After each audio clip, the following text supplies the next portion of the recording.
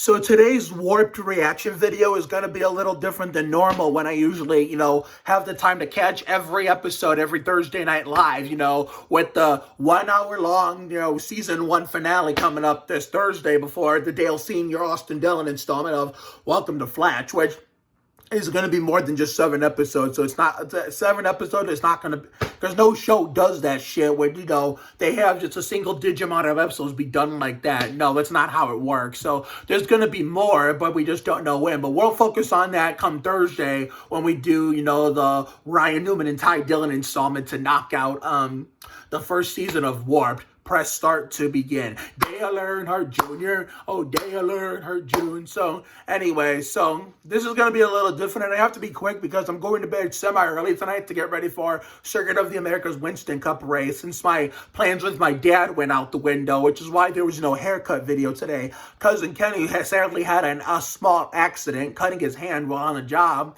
and I never woke up to see my dad, and I didn't know I was supposed to, so therefore our plans went out the window, so we're going to try it again in 2 weeks. Unfortunately, next week I can't stay over because, my stepmom's son, Steven, is coming in from college for spring break. So the week after that, then we'll do the haircut video, and then we'll stay over at his new crib, so...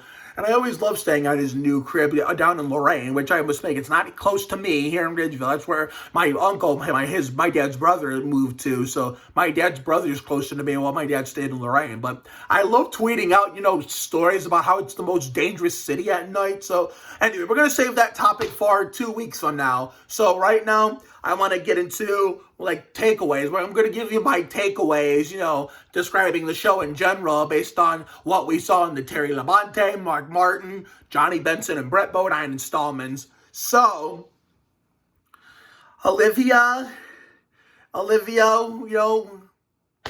wow.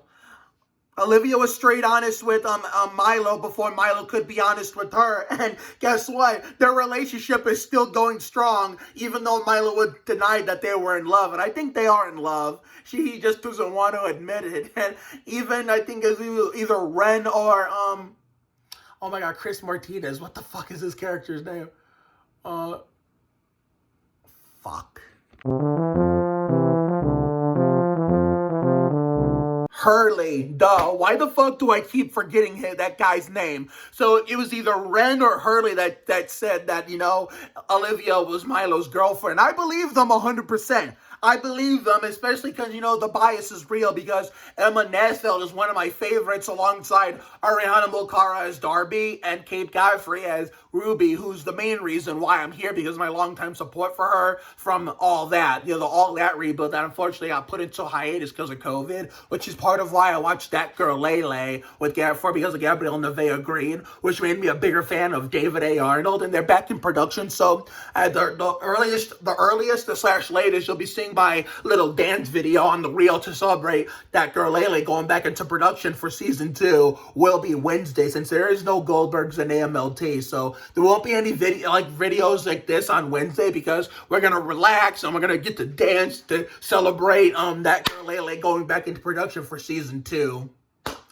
So yeah, I can't wait, and I'm not sure when I'm going to do the dance for the Bunked going back in production for season 6 for this whole new era for Kiki Waka, but I'm going to figure that out at a later date. But right now, I just want to focus on getting shit out of the way this week, But so therefore, Milo and Olivia are in love, even though Milo doesn't want to admit it.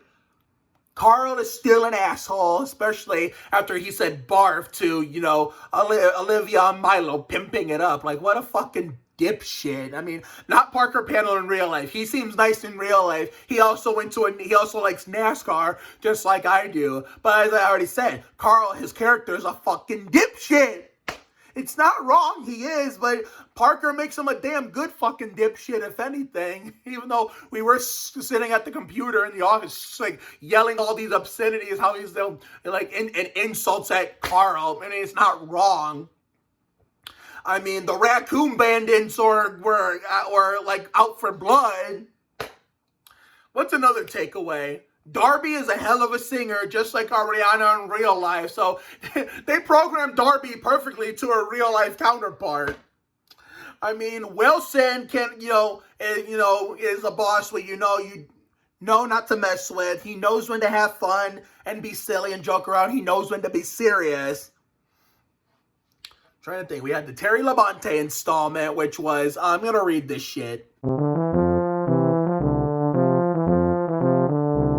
Okay, for the Terry Labonte installment and also the Brett Bodine installment, Milo proved that he's an honest man who cares about everybody before himself. He cares about his love interest, Olivia, and he cares about his best friend and co-worker, Ruby. You know, didn't want to hurt her feelings about that little character with the meathead and shit, and it all worked out. And even with Olivia, even though I thought they were gonna fuck it up, it all worked out with him and her too, and they never had bumped heads over, you know, her making mistakes and, not wanting Wilson to get mad at her and fire her, but instead she quit on her own, even though they were trying to come up with a plan to make her quit, even though she beat them to the punch. Now that Kevin Smith guy, in real life, he looks like this really genuine guy in real life, and they perfectly replicated his real life self with that fictional version of himself. He got to play himself, but in order to play yourself, you have to play a fictional version of your real life counterpart in order to make it seem like you're not a fictional character, even if you're going by your real name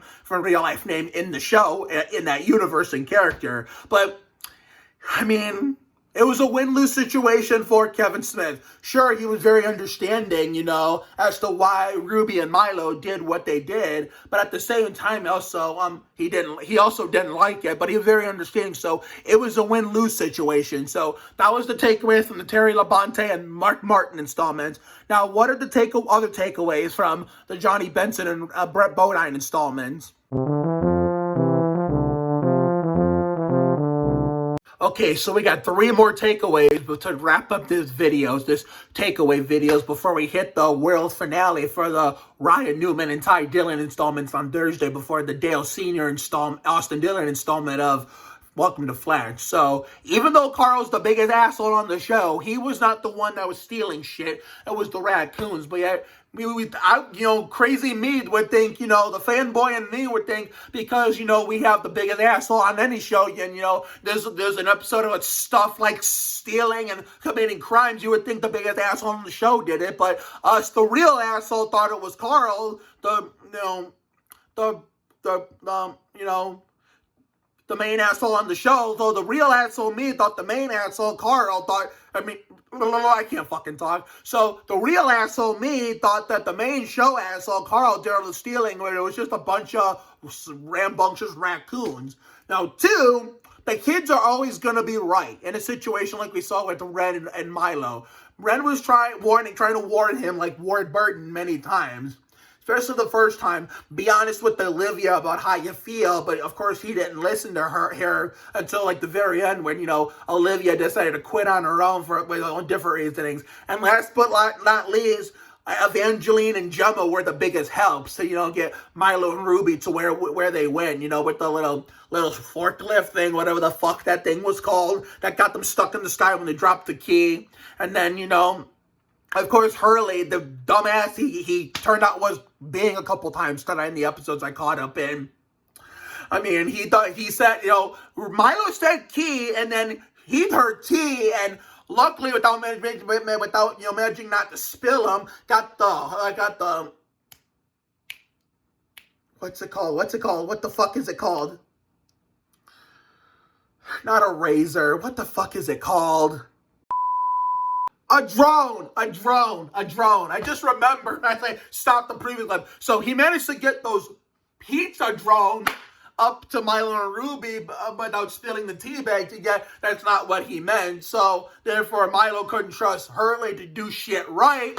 So that's why he put Darby on the phone, and Darby managed to do the right thing and find the key, even though it was all germy like Jeremy Mayfield, and somehow managed to get them down. And wow, I mean, that was basically my takeaways of what I thought about the Terry Labonte, Mark Martin, Johnny Benson, Brett Bodine installments that I missed over time, in which I think I missed the Texas Terry and Mark installments, when, it was my birthday. It was Kelly Berglund's birthday with the Spurs Cavs, and then my birthday, and then the Twin 125. So, which caused me to miss those episodes of pivoting, I don't care about those pivoting episodes I missed now, considering that was like mostly a midwinter show. We're heading into spring. So, therefore, that's all. That's going to be today's video. I'm sorry I didn't give the rest of you out there the videos I planned to give you today with the haircut and everything. So, I just said fuck it and went ahead and shaved anyway. So, tomorrow before the race, I'm going to put all my stuff back that I was supposed to take to my dad's that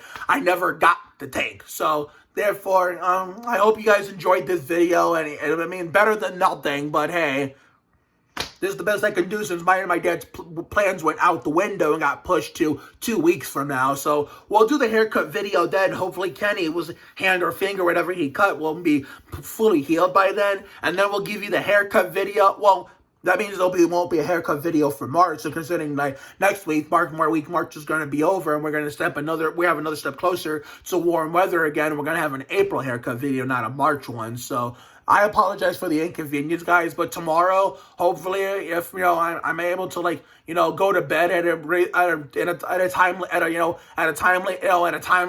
hour tonight, I can wake up in a timely manner for the Winston Cup Circuit of Miracles race tomorrow. Hopefully, it'll be dry this time.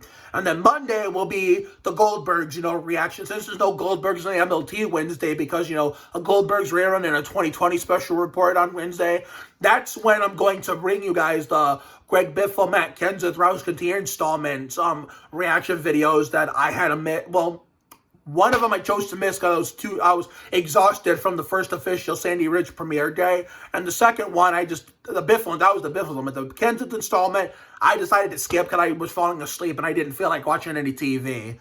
So Monday, I will be catching up on those on the DVR for sure. I will be doing that. And we'll be giving my reaction video on here. And it'll probably be a while before it goes on Instagram after because it's fucking tagging glitch horse shit. And then Tuesday, like normal, will be the Johnny Benson installment of Promised Land. We'll finish that out. And that way we can have open Tuesdays. We can have open Tuesdays to do whatever, catch up on shows we missed because of other commitments and all the other stuff, or maybe even relax at times and maybe watch some Spurs basketball to finish this what has been under the train wreck of a season. And then, of course, Wednesday, no YouTube video on Wednesday. None. Maybe if Margaret and I are up to it, or hell, if whether I'm up to it or even Margaret's up to it, or either one of us are up to it, then we'll do a little promo for my Wheel of Fortune live action game night series, where it's an updated version of that promo with Margaret and she that shall not be named. That has been, I used to date before Margaret. So therefore we might do that. But if we don't, if you don't see that, you'll know why. You'll know why. So therefore the closest you might get, if you don't see that, will be on Instagram when I do the dance video to celebrate that girl Lele being back in production for the second season. And then Thursday, the world finale of Warped for the Ryan Newman and Ty Dillon installments, and then the Dale Sr. Austin Dillon installment of Welcome to Flatch. It'll be the first episode. I'll get to live tweet over there and watch in the office. So I'm pretty excited about that. And then Friday, I will be bringing you my reaction video to the Ryan Newman and Ty Dillon installment of A Million Little Things. So, and then Saturday, whether or not we watch the Hardys 250 at Richmond International Raceway for the Busch Series, I will be catching up on Side Hustle and giving my reaction to that.